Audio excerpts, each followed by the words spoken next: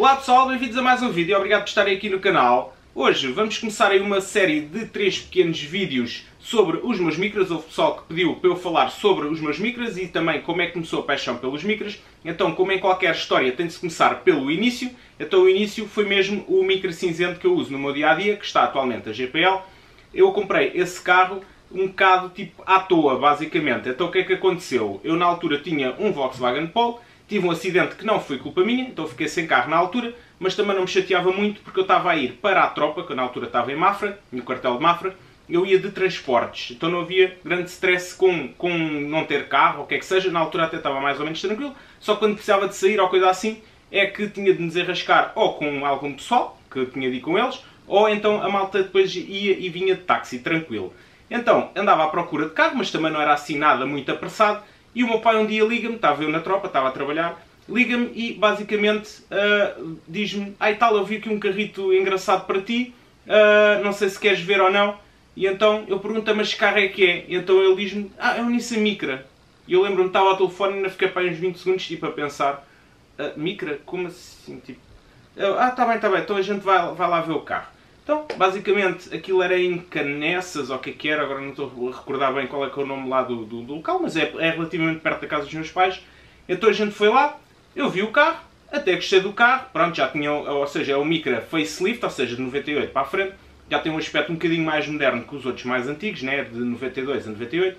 Então olhei para o carro, até não me desgostei, era cinzento, só tinha um farol de trás que tinha um bocado instalado lá no plástico, mas também eles depois iam orientar isso. E eu pedi para experimentar o carro. Então fui experimentar o carro. O motor até era dos mais fraquitos. Fui experimentar o carro e até gostei do carro. Achei que o carro, para a potência que tinha uma genica porreira. O carro desenrascava-se muito bem. E ficou logo ali. Demos logo 500 paus de sinal. O carro foi 5.500. Na altura eu podia ter comprado outros carros e mais potentes. Por exemplo, um Civic VTI. Estive a ver também um Daihatsu Charade GTTI, que era bem mais barato, era 2.500, tinha lá um pequeno problema numa transmissão, o que é que era, mas isto resolvia-se bem. Mas eu sabia que, queria um carro relativamente mais recente, não podia ser muito potente porque eu ia fazer porcaria se tivesse um carro muito potente. Eu tinha noção disso na altura, apesar de ter feito algumas maluquices com o carro. Se eu tivesse um carro que tivesse mais potência eu ia fazer cagada. Então eu precisava também para consumos e tudo mais, um carro que gastasse pouco. Então pronto, demos logo o sinal de 500 paus. E passada aí uma semana, o que é que foi? Fomos lá buscar o carro, deu-se o resto. Eu na altura também poupei bastante dinheiro porque não tinha carro, né? Saía muito menos. E foi na altura que também na tropa houve lá algumas mudanças e a malta começou a receber um pouco mais. Então ali em 3, 4 meses, isto foi em outubro, novembro, dezembro, janeiro, fevereiro, depois foi para março, exatamente. Pronto, foram à volta de 4 meses. Até na altura tinha comprado um computador, tipo na altura canhão.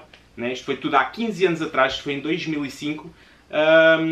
Tinha junto ali uns trocos e tal, pumba, comprei o charuto. Entretanto, andei com o carro, tive mais 2 anos depois em Mafra, fiz cerca de 70.000 km nesses 2 anos, andei bastante com o carro. Depois entretanto mudei de quartel, fui para Lisboa. Entretanto aí, andei 1 ano, acho eu, aí de carro para lá, mas também entretanto aquilo era um pouquinho mais perto, né? Apesar de depois de apanhar ali trânsito de IC19 e companhia, túnel do Grilo e tal. Mas não fiz assim tantos quilómetros com isso, mas pronto, desde que comprei o carro até que comecei a mexer algumas coisitas no carro, foram cerca de 3 anos e qualquer coisa, que eu depois aí comecei a investir um filtro cónico, já bacana, válvula de pressão de gasolina, não fazia assim nada de especial, espetei-lhe uns coletores 421 da Janspeed, que eu usei durante muitos anos, mas depois tiveram um problema lá na união do Y, começou a ganhar folgas, e entretanto eu tive de tirar, mas usei esses coletores muitos anos. E realmente depois, quando coloquei umas cams diferentes, um bocadinho mais agressivas, aí é que se notou realmente o que é que aquele motor valia. E realmente notou-se muita diferença.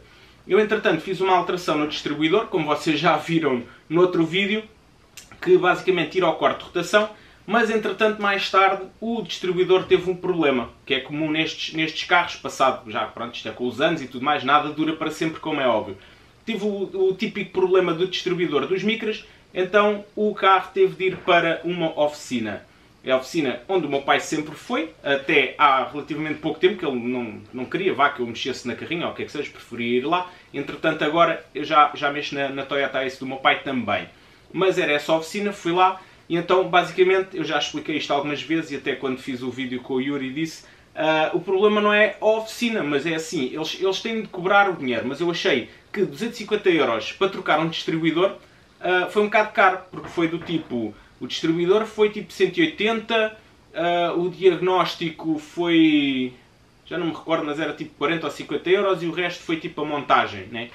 Pá, eu comecei a pensar, porra, então mas gastei este dinheiro todo, 250 euros, eu comprava uma data de distribuidores, comprava o cabo diagnóstico, montava eu, comprava uma pistola de ponto, porque eu na altura já percebia algumas coisas de mecânica, mas não assim tanto, né? Então, o que é que o Baguete decidiu fazer? Népia, não, o Baguete não vai ser mais lixado nestas coisas, pá, o Baguete vai começar a comprar as ferramentas necessárias, à medida que for necessário, vai-se comprando as ferramentas, e foi assim que o Baguete começou a mexer mais depois nos carros e nos micras. E basicamente foi esse o carro que despertou a paixão do Baguete para a mecânica, para mexer em carros, para alterar, sei lá, não só de carros, mas ganhar a paixão por alterar coisas e aprender algumas coisas. Depois esse carro, entretanto, já tinha eu comprado, que eu vou falar depois nos outros vídeos, o Micratur mais forte e também o Martins Turbo, né, que é o setup turbo mais fraco. Depois o Baguete também trocou o motor. Acho que foi mais ou menos ali O Baguete nessa altura andava a fazer tipo os 3 projetos mais ou menos ao mesmo tempo. Era meter turbo no micra mais forte, era converter um Super S para Martins, né, que levou as peças todas japonesas, que eu depois vou explicar mais ao pormenor. E o Baguete também trocou o motor e meteu um motor um bocadinho mais potente nesse micra cinzento. Então o que é que acontece? Esse micra, entretanto, teve um problema com esse motor, que era, ele bebia bastante óleo, apesar do motor andar para caraças, o motor andava muito bem, que o Baguete depois entretanto tinha de ir para Setúbal e era sempre no prego, na vasta gama e na A12, só parava no Pinhal Novo, que na altura não tinha via verde, parava para tirar o ticket da portagem e depois parar em Setúbal para pagar. E de resto era sempre no barrote e o motor nunca se deitou nem nada. Então eu andei depois um ano, quase um ano e meio se calhar, com esse motor, ou seja, depois de ter alterado. Isto depois também temos de ver uma situação que foi, eu quando comprei o que agora é o Micratur mais forte, eu tirei o material todo do cinzento, do micra cinzento da GPL, que está agora a GPL, que antes não estava, tirei o material todo e meti no outro. Portanto, já podem ver que depois, entretanto, houve ali uma altura que o carro andou mais normal, e atualmente também anda um pouquinho mais normal, mas eu já explico. E então, o que é que aconteceu? Eu depois troquei o tal motor que bebia um bocado de óleo por o motor que vinha originalmente no Super S, que eu transformei em Martins. Esse motor já tinha 255 mil km, ou o que é que era, andou até há bem pouco tempo, eu só troquei depois, entretanto, o motor para colocar GPL, entretanto tirei esse motor e meti GPL com um motor mais fraco e depois voltei a tirá-lo e voltei a meter esse motor. Portanto já podem ver que isto já houve aqui algumas trocas de motores, mas basicamente esse motor que eu depois troquei para substituir o que estava a beber óleo, andou montes de tempo com coletores, a caixa de ar do Almera, com centralina Nistune, com injetores um bocadinho maiores, já não lembro o que é que tinha mais, não tinha assim nada do outro mundo, acho que nem canos tinha esse motor. Que o outro que bebia óleo, eu cheguei a ter a cama de admissão, o motor ainda está aqui guardado, e tinha uma cama de admissão do barrote e o carro realmente desenrascava-se muito bem. Entretanto, depois meti o GPL, passado um ano e qualquer coisa ter metido GPL, apanhei, como eu já disse várias vezes e noutros vídeos também, apanhei um dia muito quente, eu trabalhava na altura em Évora, e Zuka, toca a vir no barrote para Lisboa, precisava de vir ter com o meu pai rápido e a viagem de Évora para Lisboa ainda demora um bocadinho, especialmente assim à tarde, né? Começa a aparecer muitos caminhões e tudo mais. Quando era a viagem de manhã, que era de madrugada, não havia assim grande trânsito. Agora à tarde era complicado. Então vim no barrote tudo que eu podia, sítio para passar, ultrapassava e tudo mais. Pai, cheguei aqui perto da garagem, pá, desliguei o carro, comecei a ouvir bluk, bluk, bluk. Eu, olha, já foste. Ou seja, nesse carro foi a primeira vez que tive assim um problema desses, vá. Aquilo depois, entretanto, passou-lhe, né? Parecia que era só tipo naquele dia, que teve muito quente e vinha a abrasar e tal. Mas aquilo depois, entretanto, começou a ter sintomas mais graves, até que passado para aí, sei lá, isso foi para aí em fim de junho, ou o que é que foi, início de julho. Sei que foi o dia mais quente desse ano. Foi um dia mesmo brutal, abafadíssimo. Entretanto, isso depois já passou, depois o julho, o agosto, o setembro e depois acho que em outubro é que acho que foi quando o motor deu o peido de mestre, que estava aí para Évora também. Nessa altura já estava aí com mais pessoal e por acaso foi o primeiro dia que levei com esse pessoal à tarde. Então a vir, estivemos parados numa estação, numa passagem de nível, Não era bem na passagem de nível. Eu agora não sei explicar bem o local, mas é ao pé da estrada de Pegões, pronto. Tinha lá um cruzamento que depois dá acesso para passar a linha do comboio, e o que acontece é que a gente estava bloqueados pelo resto do trânsito todo, depois estava à espera disso. Então a gente só mais tarde é que arrancou, pá, tivemos para aí 15 minutos parados, e eu acho que foi essa parte de estar ali parado, o carro deve ter aquecido um bocadinho, mas ele não se queixou, nem falhou, nem nada. Então segui caminho e tal, larguei a malta depois no Pinhal Novo e ala para Lisboa outra vez. Quando chego, encosta ao pé de casa, estava as ventoinhas a trabalhar e tudo, e não parava, liguei o computador, estava tipo a 108 ou 110 graus, eu, já está esmarado. Desliguei e tal, tranquilo, passado um bocado fui lá ver outra vez se estava tudo ok, fui jantar e tal, depois fui ver, bem, já a trabalhar a 3 cilindros, vi uma arrasca para chegar outra vez aqui à garagem, pumba, voltei a meter o motor que tinha anteriormente, o tal que tinha substituído o que bebia óleo. Entretanto as coisas andaram e tal, chegámos agora ao ponto que eu fiz o tal motor meio maluco, meio Frankenstein, que é a cabeça de distribuidor com um bloco que era de bobines, e temos um motor atual. É o que temos atualmente, o motor está tipo todo stock, tem escape stock, está tudo normal para o dia a dia, tem GPL e pouco mais, e está aí tranquilo. Mas basicamente essa é a história até agora. Depois entretanto vocês também viram os vídeos mais recentes que eu desmontei o carro todo, né, na altura que troquei agora o motor, desmontei o carro todo por dentro também, limpei tudo, fiz ali um pequeno refresh no carro. Existe ali um ou outro pormenor que ainda vou tratar, mas é coisa pouca e é relativamente rápido. Mas basicamente isto é o que é que se passou com o carro desde que o comprei até agora. Teve aí algumas mudanças, também usei vários sistemas de travagem, usei do Almera 232 milímetros ventilados, não gostei muito em relação ao da origem, porque eu tinha tido o da origem com discos da Brembo Max e pastilhas Techstar, achei o sistema muito bom. Depois meti o tal do Almera, não gostei, era pastilhas da Bendix com os discos Starox G88, que é aqueles que têm muitos rasgos, também esses não gostei muito. Depois, entretanto, meti os travões do GTR, do Sunny GTR, realmente fazem uma diferença do caraças, apesar de ser a travagem mais parruda, né? mais à macho, e fadiga é praticamente zero, só que é um peso muito maior.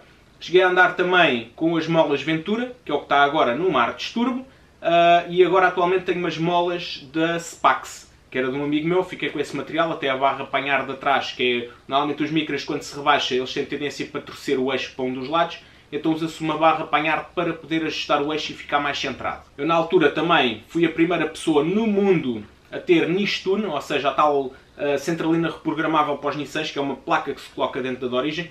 Fui a primeira pessoa no mundo a ter isso. Eu tive aí até uma pequena discussão com um inglês que tem uma casa mesmo de tuning, de preparações e de eletrónicas, e basicamente ele só em novembro é que conseguiu fazer a programação de um carro de um rapaz que por acaso eu dou muito bem com ele, que é um inglês, que é o Paul Lee.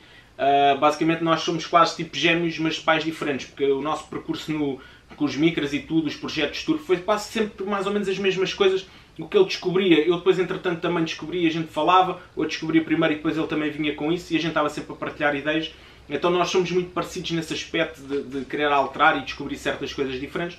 Então ele só em novembro é que conseguiu programar a centralina ao rapaz, lá em Inglaterra, mas eu em agosto já estava a curtir com a minha centralina Nishtune, porque eu tratei diretamente com o Matt, que é o dono ou responsável da Nishtune na Austrália mesmo, o fabricante, e foi com ele que eu falei diretamente, e ele mandou-me a primeira placa, já em tipo ainda fase protótipo, porque basicamente aquela placa era de um Nissan S14A, com o motor SR20 DAT, não tinha nada a ver com o micra, ele meteu lá o mapa base do micra, fez lá os testes dele, e aquilo funcionou bacana, mandou para mim, eu e o meu irmão colocámos aquilo, ele deu uma ajuda ao meu irmão, soldámos lá o flat cable e o adaptador para meter essa placa dentro da centralina, e ainda falei com o, agora não estou a lembrar do nome, que é o rapaz que vendia os cabos e também alguns chips para Nissans no eBay, era da Lituânia, por acaso era muito porreiro, já não falo com ele há algum tempo, arranjou-me uma carcaça da centralina do S14A, tem uns recortes que dá para meter lá a placa e a parafusá-la, parecia que a Nissan já estava a pensar nesses carros, fazer isso, colocar lá as placas dentro, e o micra é tudo exatamente igual o tamanho, mas não tem os tais recortes nem as roscas para apertar a placa.